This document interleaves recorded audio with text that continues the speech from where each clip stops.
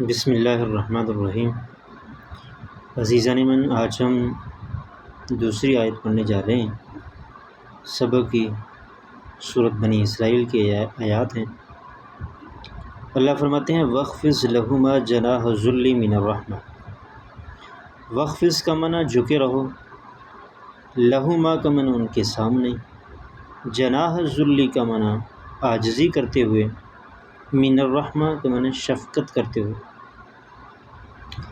تو پورا ترجمہ ہو گیا وَاخْفِضْ لَهُمَا جَنَاحَ الذُّلِّ مِنَ الرَّحْمَةِ، اور شفقت کرتے ہوئے ان کے سامنے عاجزی سے جھکے رہو، اور شفقت کرتے ہوئے ان کے سامنے عاجزی سے جھکے رہو۔ وَقُلْ رَبِّ ارْحَمْهُمَا كَمَا رَبَّيَانِي صَغِيرًا، اور دعا کرتے رہو، دعا کا معنی اور قل کا معنی دعا کرتے رہو، ربی اے میرے رب، ارحمہما ان دونوں پر رحم فرما، کما جیسا کہ ربیانی انہوں نے مجھے پالا، صغیرن کا معنی بچپن۔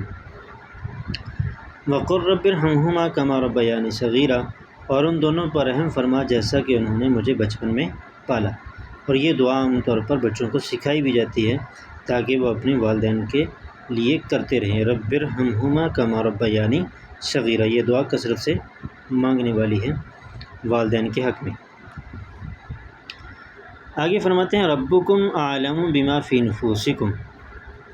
ربکم کا معنی تمہارا رب، اعلم کا معنی خوب جانتا ہے، بما فی نفوسکم جو کچھ تمہارے دلوں میں، تمہارا رب خوب جانتا ہے جو کچھ تمہارے دلوں میں۔ ان تکونوا صالحین فإنہ کان للأوابین غفورا۔ ان کا معنی اگر، تکون کا معنی تم نیک ہو جاؤ، تم ہو جاؤ، صالحین کا معنی نیک، ان تکونوا صالحین اگر تم نیک ہو جاؤ، فإنہ کان للأوابین غفورا، بے شک وہ رجوع کرنے والوں کو بہت بخشنے والا ہے۔ وآت ذی القربى حقہ والمسکین وابن السبیل، اور رشتہ داروں کو، وآتی کا معنی دو، اور رشتہ داروں، ذی القربى کا معنی رشتہ دار، اور رشتہ داروں کو ان کا حق دو، اور مسکین کو اور مسافر کو اس کا حق دو۔ ولا تبذر تبذیرا، اور فضول خرچی نہ کرو،